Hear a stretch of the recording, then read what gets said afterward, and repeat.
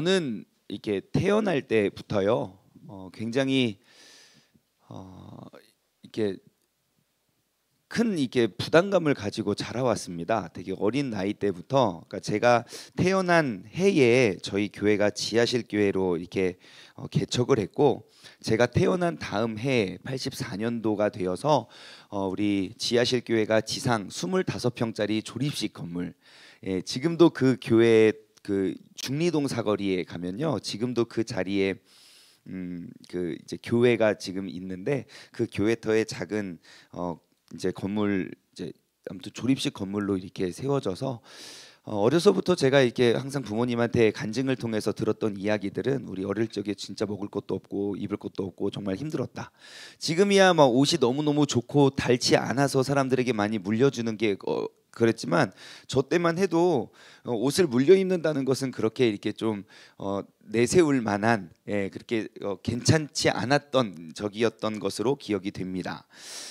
근데 이제 제가 초등학교 시절, 중학교 시절 이렇게 보내면서, 중학교 때 제가 사춘기를 이렇게 맞았을 때는 분명히 제 눈에 보이는 그 교회의 모습, 우리 가정의 모습과 그리고 제가 들어왔던 모습이 조금 차이가 있음을 발견했습니다. 분명히 내가 듣기로는 우리 집은 먹을 것도 없고 맨날 그 간증하시는 거 있잖아요. 쌀도 없어서 정부빈 호닥국을 막 이렇게 갖다 먹고, 김치도 없어가지고 남이 버려놓은 김치 이렇게 덜어내가지고 막 씻어서 먹었다.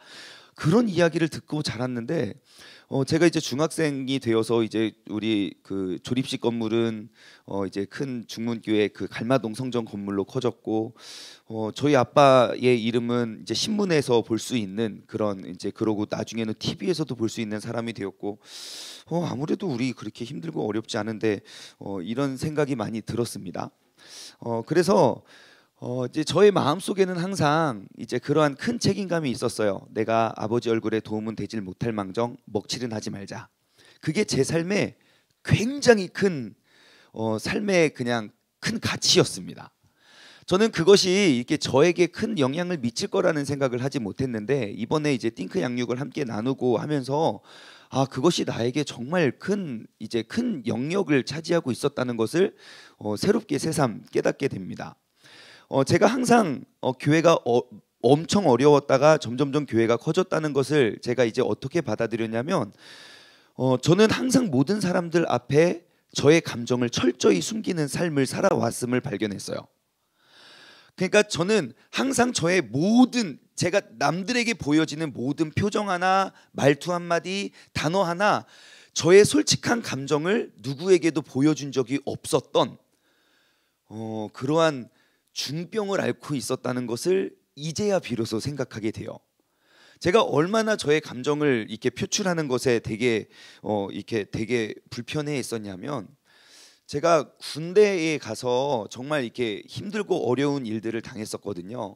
보통 한 사람은 군대에 들어가서 보직을 하나 받아서 2년 2개월, 저 때는 이제 26개월 군 생활을 했는데, 2년 2개월 중에 이등병 1병 때 고생하다가 상병 때 조금 편해지고 병장 때 많이 편해지고 전역을 하는 게 그냥 보통의 이제 군 생활이었는데, 저는 이제 그 이제 특수보직입니다. 일빵빵이라고요.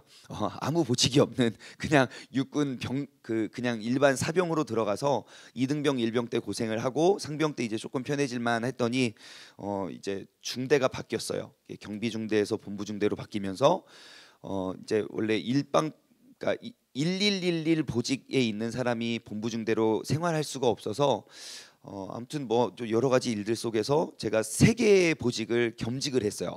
그래서 PX병과 행정병과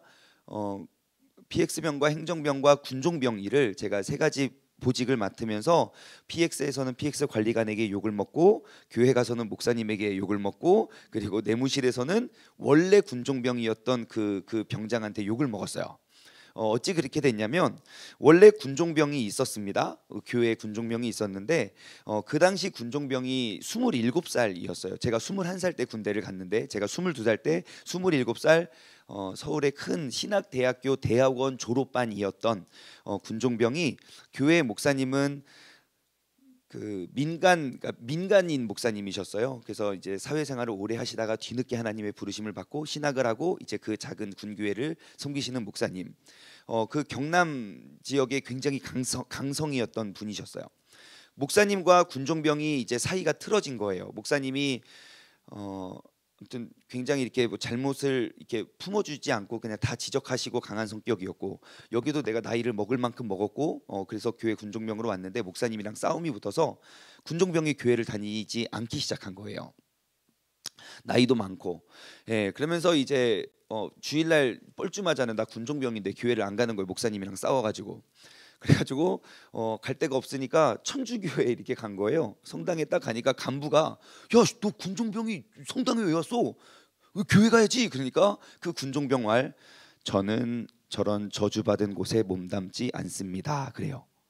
그러니까 그 정도로 이 사람도 많은 상처가 있고 그 정도로 목사님이 강하신 분이었던 것 같아요. 그래서 군종병이 군종 일을 하지 않으니까 목사님은 그 본부 중대에 있는 다른 중대에 있는 사람을 군종병으로 데려다 썼어요. 그리고 이 사람은 전역을 할 때가 됐고 이 사람은 남아 있고. 근데 그 사람이 전역을 할 때가 되니까 이제 군종병이 또 없는 거예요. 보직은 있는데. 그럼 누구를 불러오냐? 그래서 경비중대에 있던 장충만이를 데리고 온 겁니다. 그래서 거기서부터 이제 저의 이제 군 생활은 본격적으로 꼬이기 시작했습니다.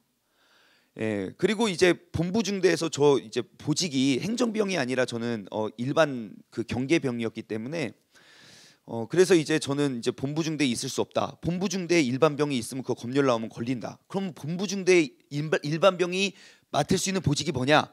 PX병이다. 그래서 저는 상병 때부터 PX 관리를 하면서 지금 생각해 보면 이제 편의점 관리했던 것 같아요. 물건 입고하고 재물 조사하고. 지금은 포스가 그 기계가 있지만 그때는 그런 것도 없어서 이게 막 다 적었어요. 그래서 물건 관리하는 PX병하고 행정병하고 군종병 일을 세 개를 겸직을 하다 보니까 엄청 많이 혼났습니다. 왜냐하면 PX부 일도 잘 못하고 그 실수도 하고. 우리 PX 관리관은 너무너무 제가 진짜 저 사람 이렇게 미워하는 사람 거의 없는데, 진짜 제가 봐왔던 사람 정말 나쁜 사람 2명 중에 1명이 그 사람입니다. 막 얼마나 저를 싫어하셨는지 막 제 얼굴에 욕이 붙어 있나 봐요. 눈만 보면 막 그냥 욕을 막 그렇게 하시는 거예요. 막 조금 이게 좀 방송이 아니었으면 저게 좀 리얼하게 표현해 드릴 수 있겠지만, 아무튼 뭘 그렇게 막 저의 머리를 갈아서 막 배고프신지 막 드시고 싶으시다 그러고 막 온갖 막 욕과 비난을 막 그렇게 하는 거예요. 이유는 제가 2등병 때부터 쭉 일을 배워왔으면 일을 잘했겠지만 상병부터 일을 배우니까 실수를 하는 거예요. 또한 그 종교 행사는 수요일날 주일날 저녁에 종교 행사를 해야 되는데 그때는 PX 판매할 때인 거예요. 그래서 행정실에서 막 행정 일을 하다가 그리고 이제 PX에서 열심히 일을 하다가 이제 관리관의 눈치를 피해서 최대한 늦게 집 퇴근도 안 하세요. 제가 언제까지 근무를 하나 보려고. 그래서 이제 눈치를 피해서 지금 꼭 교회 가야 됩니다 해서 뒤늦게 막 교회에 와서 예배를 딱 드리면 반드시 빵꾸가 나요. 마이크가 소리가 안 난다든지 주보에 오타자가 있다든지. 그러면 목사님이 예배 끝나고 불러요. 그래서 그 오타가 난 주보를 이렇게 딱 펴놓고, 야, 니네 아버지는 훌륭해서 이런 거 눈치 이런 거 신경 안 쓸지 모르겠는데, 야, 난 이런 거 신경 많이 써요. 그러면서 또 몇십 분을 강연을 막 이렇게 막 저에게 훈계를 해주세요. 마이크 소리 1초 안 나면 그날은 깨지는 날이고, 오타가 진짜 하나 아직도 기억이 나요. 누가복음을 눅이라고 쓰지 않아서 몇십 분 동안 욕을 들었던 것으로 기억이 나요. 그래서 그렇게 열심히 욕을 먹고 내무실에 딱 갑니다. 이제 점호 시간이 임박해서 예배 마치고 점심 시간 임박해서 가요. 그러면 원래 그 군종병이었던 27살 모 병장 저를 불러놓고 또 몇십 분 동안 막 또 설교를 해주세요. 못다한 이야기 네가 들어라. 그러면서 교회가 뭘 잘 되는 꼴을 못 보는 거예요. 급기야 상병이 뭐 청소하고 뭐 애들 돌보면서 저기를 해야지 이런 거예요. 급기야 이제 교회 가지 마까지 된 거예요. 그러니까 저 군종병 하려고 왔는데 교회를 못 가게 되는 거예요. 제가 했던 주 업무는 밤에 가서 십자가 불 켜고 아침에 가서 십자가 불 끄고, 그게 전부였는데, 왜냐면 행정일 배우고 PX 관리하느라고. 근데 그것도 하지 못하게 하는 거예요. 너 이럴 거면 교회 가지 마. 그래서 정말 모든 곳에서 욕을 먹다가 내가 이러다가 내가 죽겠다 싶어가지고 타령을 하면 제가 이게 감당을 못 하겠더라고요. 그래가지고 아파서 저는 이제 경남 창원에서 근무를 해서 마산통합병원을 갔어요. 우리는 전문 용어로 마통이라고 했어요. 마통. 마통에 가서 약간 잠시 이렇게 한 일주일 정도 입원하고 돌아오겠다. 예, 그렇게 해가지고 우리 제 이제 그 PX 조수에게 이야기했죠. 석준아, 진짜 미안하다. 내가 조금 병원을 다녀야 될 것 같아. 내가 죽을 것 같거든. 그래서 그렇게 힘든 상황 속에 밥을 굶기 시작했습니다. 몸이 너무 건강해가지고 이렇게 여간 아프지가 않아가지고 내가 영양실조로 가야겠다. 그거밖에 없는, 뭐 자해를 할 수는 없잖아요. 할 수 없어가지고 영양실조로 병원에 입원하기 위해서 밥을 굶기 시작했어요. 한 달 정도 진짜 연명할 정도로 밥을 이렇게 굶으니까 정말 속이 쓰려오더라고요. 석준아, 그날이 가까웠다. 내가 한 일주일만, 너가 내 처지 다 알잖아. 내가 진짜 죽을 것 같은 거예요. 그래서 이렇게 갔다 올게 하고 이제 뭐 속이 점점 쓰려져 오는 그때에 갑자기 포상 휴가가 하나 잡혀가지고 다시 밥을 열심히 먹고 힘을 내어서 휴가 갔다 와서 또 이렇게 용기를 내었는데, 그때 제가 너무너무 힘들고 누구에게도 말할 수가 없는 거예요. 내가 여기서 이렇게 진짜 숨을 쉴 수가 없을 정도로 너무 막 쪼임을 당해서 제가 매일 일기를 썼습니다. 예, 결혼하기 전까지 저는 진짜 매일 일기를 썼는데, 일기를 이제 매일 쓰는 거예요. 오늘 어떤 일이 있었고, 오늘 저런 일이 있었고, 어떤 일이 있었다. 쭉 일기를 쓰는데 참 제가 얼마나 심각한, 남에게 나의 감정을 감추이는 얼마나 심각한 병이었냐면, 그렇게 힘든 상황 속에서도 일기를 쓸 때 저는 다 그 사람들을 미화시키면서 쓰는 저의 모습을 발견합니다. 설령 나에게 무슨 문제가 생기거나 내가 이제 어떠한 뭐 사고가 났다든지, 내가 뭐 예를 들어 탈영을 했다든지, 그래서 그 검열단이 나의 일기를 보고 쭉 봤을 때 이 사람 저 사람 걸려 들어갈까 봐 저는 그 사람들 잡혀가지 말라고 굉장히, 나는 그렇게 죽어가면서 그 사람들의 욕이나 비방을 단 한 글자도 쓰지 않은 채 내가 보는 일기장인데도 내 감정을 숨기는 모습을 발견하게 됐어요. 그렇게 힘든 상황 속에서도 그 사람들의 일기를 미화시킬 정도의 상처니까 이거 진짜 심각한 병이잖아요. 그러니까 그렇게 완벽하고 철저하게 저의 감정을 숨겨왔습니다. 그러니까 사람들에게 비춰진 저의 모습은 장충만 솔직한 모습을 보여준 적이 없는 거예요. 저 역시 내 감정을 어떻게 표출하는지를 모르는 환자였다는 것을 뒤늦게 발견했어요. 예, 기분이 나쁘면 기분이 나쁘다고 말해야 되는데 기분이 나빠도 괜찮다고 말하고, 화가 나면 화가 난다고 말해야 되는데 화가 나도 견뎌낼 수 있다고 이야기하고, 항상 저는 없고 남만 있는 모습을 발견했어요. 그러다가 26살 때 제가 주님을 진짜 인격적으로 만났을 때가 있었습니다. 그러한 이중적인, 그러니까 저의 속마음과 그 나의 겉모습이 완전히 다른 이중적인 삶을 살다 보면 한 가지 특징은 너무너무 두꺼운 제 얼굴의 가면을 이렇게 쓰게 된다는 걸 발견해요. 항상 교회는 점점점 커졌고 아버지는 점점점 유명해지셨고 제 안은 점점점 썩어가고 있었던 거죠. 정말 회칠한 무덤과 같이. 그래서 26살 때 제가 이제 군대를 전역하고 3년 정도 사역을, 이제 서울에서 했던 사역을 마칠 때쯤 하나님이 저를 이렇게 불렀던, 그러니까 그 불렀다는 표현은 제가 평생 나도 모르게 그게 병인지 모르고 갖고 있었던 그 두꺼운 얼굴이 이제 가면 정도가 아니라 진짜 두꺼운 철판이 되었다고 전 생각을 해요. 왜냐하면 모든 사람들에게 나의 감정을 다 숨길 수 있는 그러한 상태가 되었고, 사역을 할 때도 마찬가지입니다. 어느 타이밍에 무슨 말을 해야 사람들이 적당히 감동을 받을지도 완벽한 계산 속에 말을 하면서 살았던 그러한 위선자였죠. 근데 이제 제가 26살 때 하나님께서 저의 그 가면을 벗기어 주시는 사건이 있었습니다. 제가 지난날 이렇게 평생 숨겨오고 감춰오던 그런 죄악들 가운데 정말 큰 죄악이라고 생각드는 것들을 하나님이 다 이게 밝혀내는 그런 사건이 있었어요. 그냥 숨겨두고 묻어두고 평생 무덤까지 가도 될 일이었어요. 그러면 아무에게도 상처도 되지 않고 그냥 이미 있었던 일이고 이미 끝난 일이었기 때문에 이거 가지고 이제 죽을 때까지 묻고 가면 되겠구나, 무덤까지 갖고 가면 되겠구나라고 생각을 했었습니다. 그리고 저는 평생 나의 흠을 숨기는 것이 내 삶의 최고의 목표였기 때문에, 그런데 제가 하나님을 이렇게 정말 인격적으로, 정말 가까이 하나님을 대면했었을 때였어요.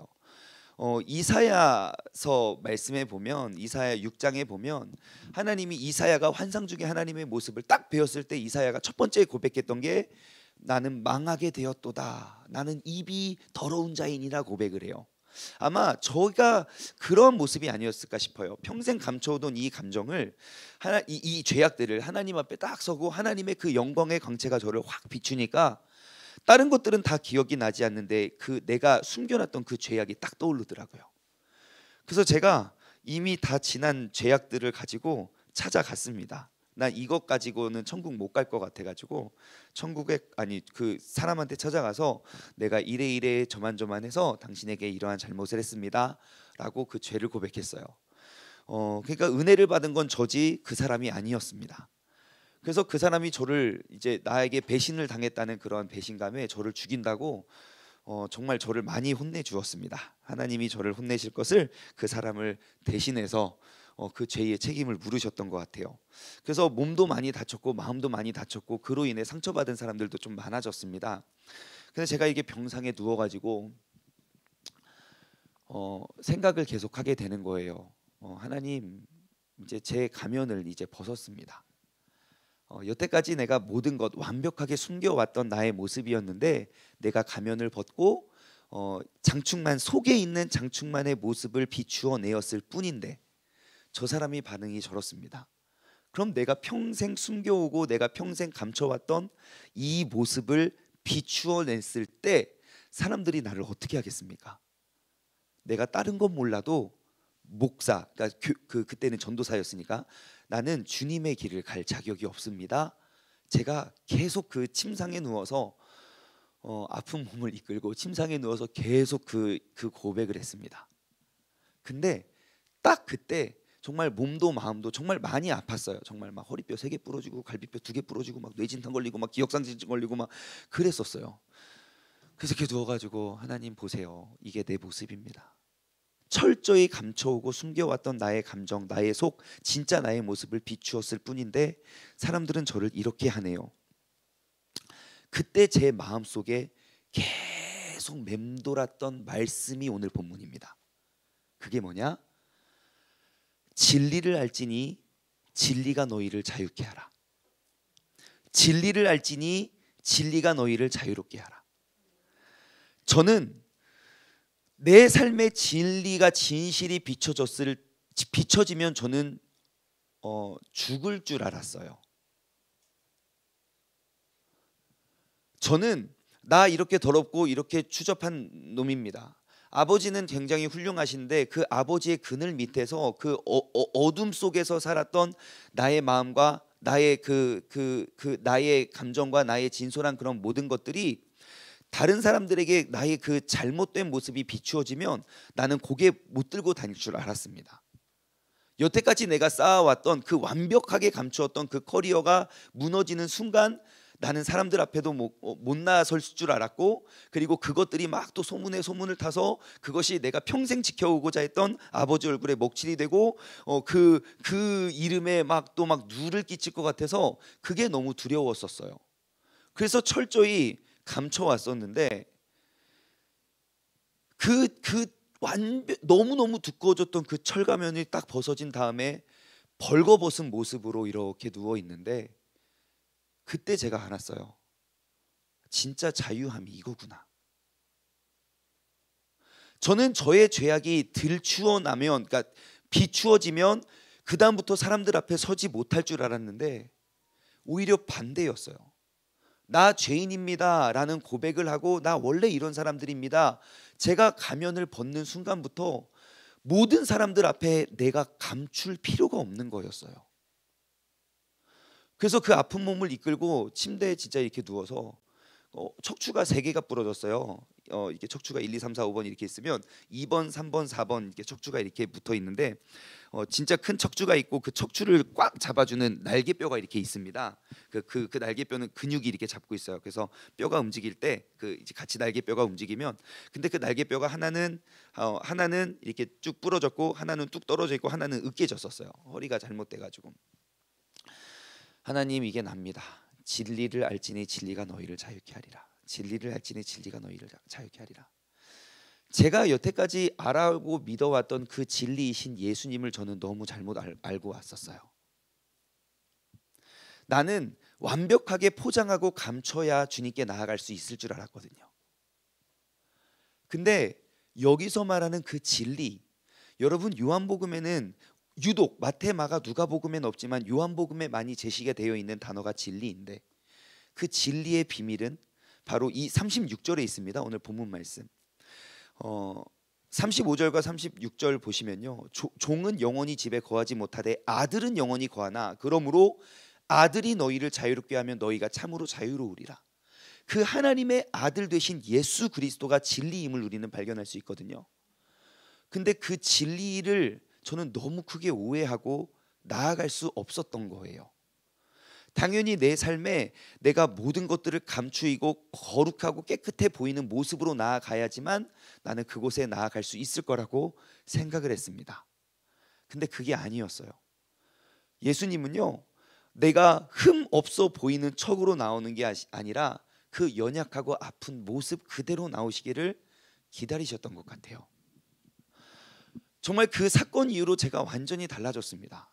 옛날에는 모든 곳에서 모든 사람의 눈치를 보면서 살아야만 했던 그러한 병든 자였는데, 그 이후로는 좀 장충만으로 좀 살아가려고 노력을 했던 것 같아요. 제가 지금 머리를 기르는 이유 가운데 하나도 저의 정체성을 한번 찾아가고 싶어서요. 네. 여러분들이 이거 머리 언제 깎는 거야? 언젠가 깎아요. 언젠가 깎지만 내가 평생에 목사님 아들은 머리 기르면 안 돼, 목사님 아들은 염색하면 안 돼, 장경록 목사님 아들이 머리가 저기 머리가 좀 봤냐? 막 머리가 어떤 다 가려가지고 막 그 소리가 두려워서 저인 적이 없었던 거예요. 도전하는 거예요. 예, 맞아요. 사람들 다 손가락질하고 비난하고 막 저 머리 길러서 우리 교회 떠난 사람도 있어요. 갈등이에요. 나 그냥 내 정체성을 감추고 여러분 이 모습 원하셨죠? 어느 날인가 제가 그렇게 나타날 거지만 그 갈등인 거예요. 정말 장충만으로서 나는 나의 정체성을 진짜 이렇게 표출한 적이 있었는가? 여러분, 우리 주님은, 진리이신 예수 그리스도는, 우리가 얻을 수 있는 참 자유는요, 내가 아무리 감추고 포장하고 완벽하게 감추어내서 얻어질 수 있는 것이 아닙니다. 우리 예수님은요, 내가 있는 그 솔직한 있는 모습 그대로 나아오시기를 기다리십니다. 여러분, 우리의 이러한 죄악들을 가지고 하나님 앞에 나아갈 수는 없습니다. 그 영광의 빛이 나를 비추는 순간 내가 감춰놓았던 그 죄악만이 남겨질 것이기 때문입니다. 여러분, 우리가 구원을 받을 수 있는 그 유일한 길은 내가 100가지 중에 99가지를 잘하고 한 가지 부족한 거 하나님의 은혜로 덮어주시는 그러한 은혜가 아닙니다. 우리는 100가지 중에 99가지 잘해도 그 한 가지 못했으니까 저 좀 괜찮은 사람 아니에요? 아니요. 그 한 가지가 99가지보다 더 클 수도 있어요. 우리의 인간적인 생각과 인간적인 계산으로 우리는 천국에 가는 것이 아니라 그 주님의 은혜는 그 모든 100가지를 다 감싸줄 수 있는 크신 은혜입니다. 지난주에 제가 말씀드렸던 구속이라는 단어가 바로 그 의미거든요. 살만하고 품질이 좋아서 내가 이 노예를 제값 주고 사겠습니다가 아니에요. 가장 흠이 많고 가장 문제고 어느 누구도 살 것 같지 않은 그렇게 죄 많은 나의 모습을 보고 나의 핏값으로 그 죄인을 얻어내는 게 주님의 구속이거든요. 여러분, 우리가 이 말씀을 다시 한번 우리 삶에 두었으면 좋겠습니다. 진리가 너희를 자유롭게 하리라. 여러분, 그 진리 뒤에 감추어진 모든 죄악들은 나를 얽매이게 하고 나를 얽매이게 하는 그런 도구입니다. 마귀는 끊임없이 우리에게 이야기할 겁니다. 속삭일 겁니다. 왜요? 마귀는 우리를 속이는 자, 이간질하는 자이니까요. 야, 너의 그러한 모습을 비추어내면 그 사람들이 너를 버릴 거야. 야, 그 공동체로부터 너는 내어침을 당할 거야.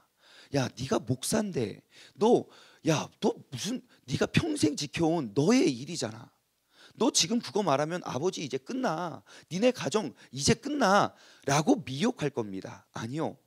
여러분, 우리 그러한 속삭임, 그러한 속임에 우리가 넘어가는 것이 아니라 하나님 앞에 나의 진실된 모습으로 나오시기 바랍니다. 그것이 어떠한 모습이고 어떠한 제약이어도 주님께서는 우리를 그 크신 사랑으로 우리를 감싸주시고 그 안에서 우리는 자유함을 누리게 될 겁니다. 제가 주님을 이렇게 가까이 뵈니까 사람들의 손가락질, 그 뭐 100명이든 1000명이든 10,000명이 될지 모르지만 사람들의 손가락질이 늘 두려워서 저의 감정을 늘 감췄었는데 그 마음속에 참 기쁨이 이렇게 찾아오더라고요. 저의 와이프는 저의 눈치를 되게 많이 봐요. 저는 그것도 몰랐었습니다. 왜 눈치를 보냐면 제가 어디선가 이렇게 스트레스를 받아오면 저는 그 감정을 이렇게 감추는 거에 너무너무 익숙하지, 내가 힘들고 내가 아프고 내가 뭐 때문에 이것 때문에 이러한 저런 일들 때문에 내가 괴로워 라는 말을 해본 적이 없는 거예요.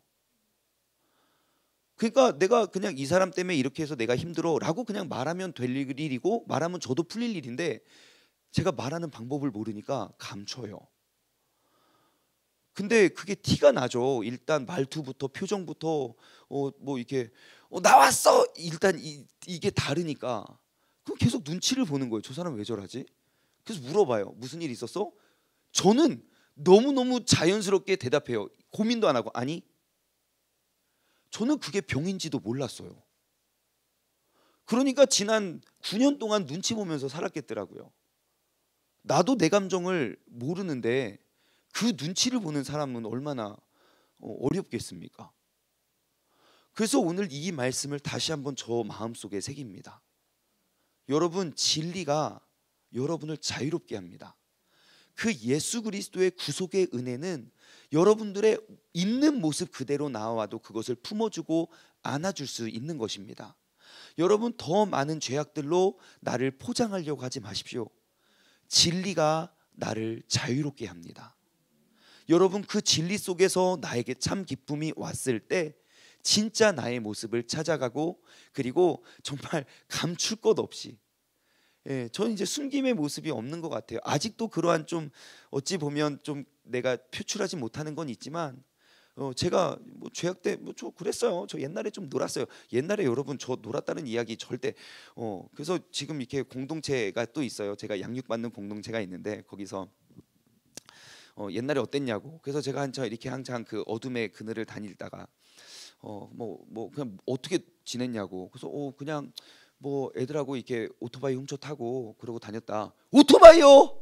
그 끝장인데 오토바이 그거 끝장인데 끝장까지 갔다 왔는데 무슨 오토바이냐고. 그러면서 진짜 죄를 많이 졌겠다고. 예전에는 이런 말도 하지 못했었는데 여러분, 주님을, 나의 그러한 죄된 모습도 그 죄인을 사기 위하여 자신의 피를 흘리신 예수 그리스도의 은혜 앞에 참 자유를 누리는 것 같아요. 우리가 3월달이 시작하는 첫날, 여러분, 그 진리이신 예수 그리스도를 우리가 다시 한번 기억하고 만났으면 좋겠습니다. 내가 완벽하게 감추어진 모습으로 나아가는 것이 아니라 나의 있는 모습 그대로 나의 모든 죄와 허물을 씻어주실 그 예수 그리스도에게 한 걸음 더 다가갈 수 있는 복된 한 달 되기를 주님의 이름으로 소망합니다. 오늘은 3월 첫날입니다.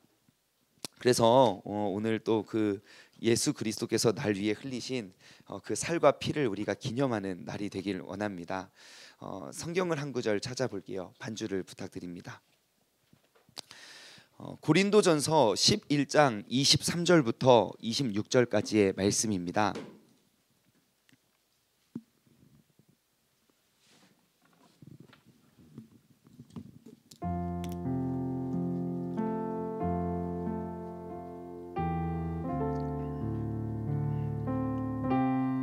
제가 짧게 기도하고 우리 성찬 예식을 거행하도록 하겠습니다.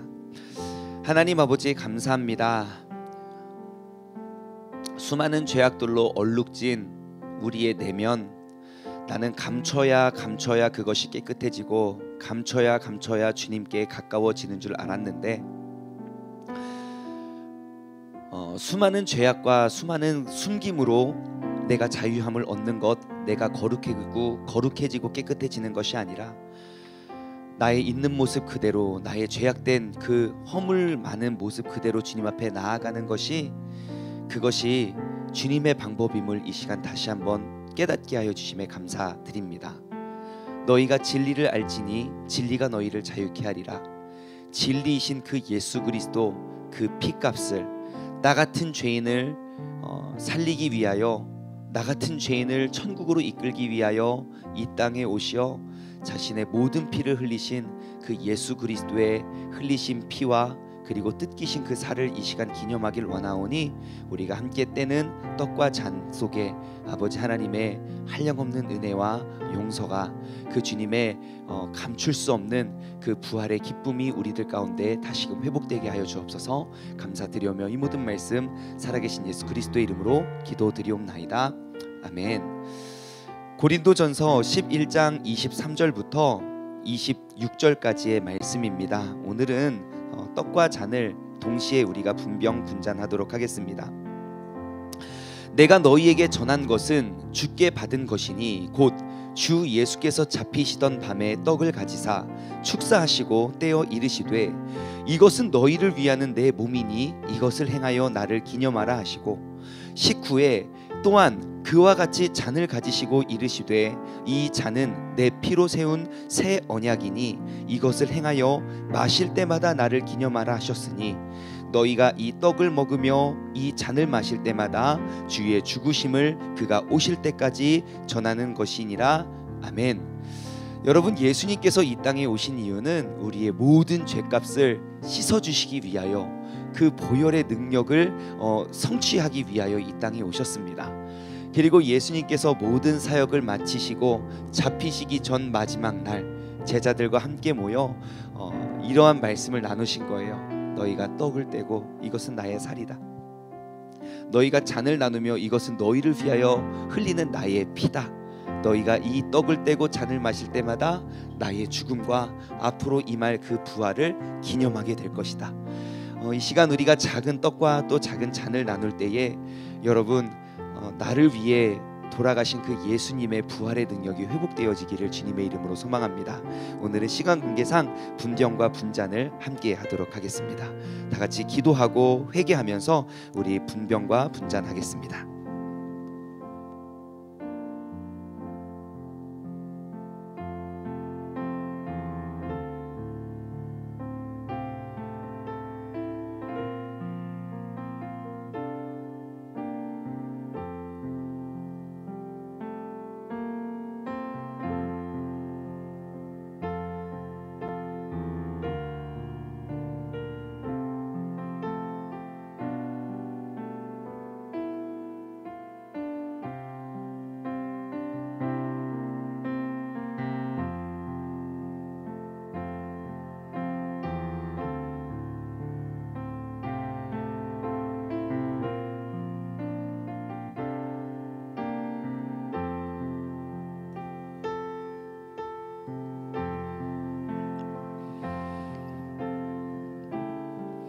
예전에 초대교회에서는요, 사람들이 이렇게 모일 때마다 성찬식을 가졌습니다.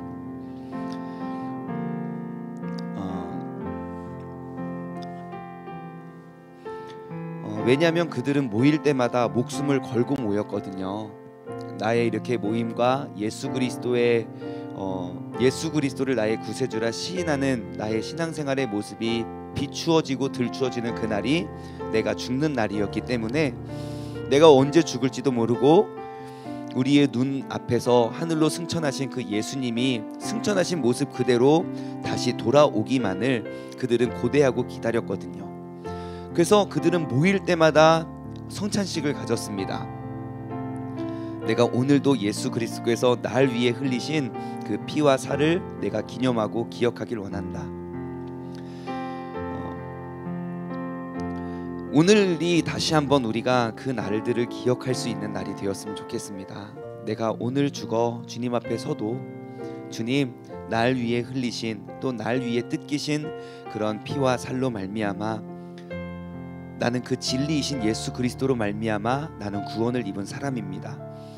여러분, 이번 한 달을 살아가실 때에도요, 우리가 죄인으로 한 달을 살아가지 마십시오. 우리가 매일매일 말씀을 통해 나의 죄를 발견하고 주님 앞에서 나의 죄를 고백하며 내 안에 감추어져 있었던, 완벽하고 철저하게 감추었던 나의 그런 모든 죄성을 주님 앞에 꺼내놓고 우리가 참 자유함을 얻을 수 있는 그런 복된 한 달이 되었으면 좋겠습니다. 이번 3월 한 달은 어찌 보면 우리 세종중문교회 공동체에게, 그리고 또한 세종중문교회 역사에 가장 중요한 한 점이 될 것 같아요. 우리가 이때 정말 오늘 함께 우리가 나누었던 요한복음 8장 32절의 말씀, 진리를 알지니 진리가 너희를 자유케 하리라. 여러분, 그 말씀의 주인공이 되었으면 좋겠습니다. 계속해서 또 분잔하도록 하겠습니다.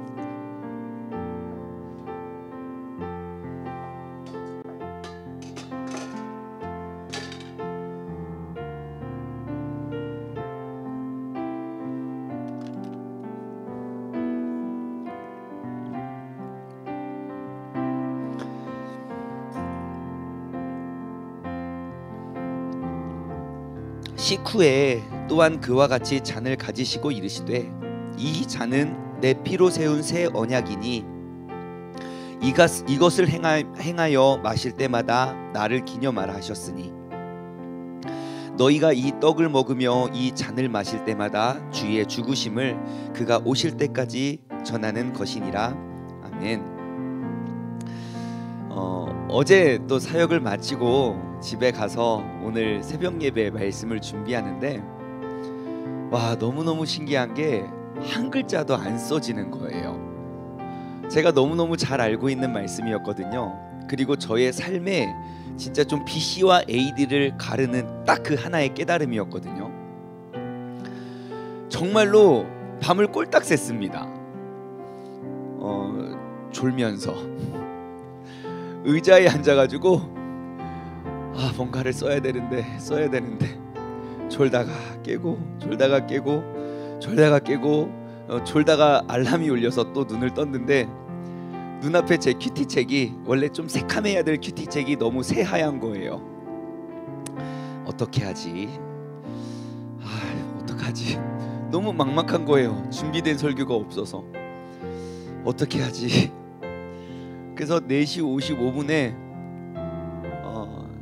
제가 그동안 잊으려고 했었던 그 간증이 떠오르는 거예요.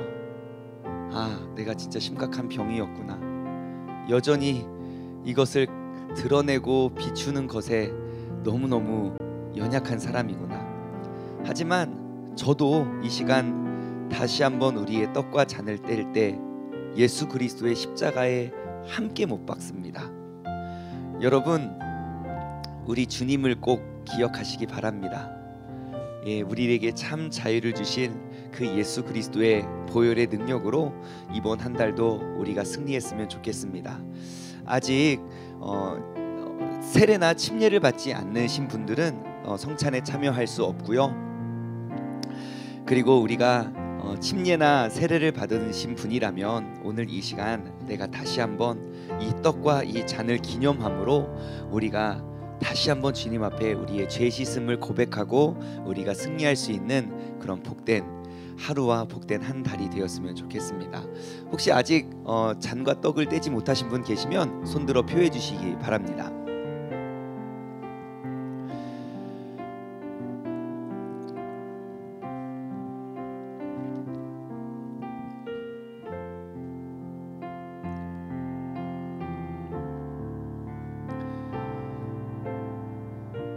함께 기도하겠습니다.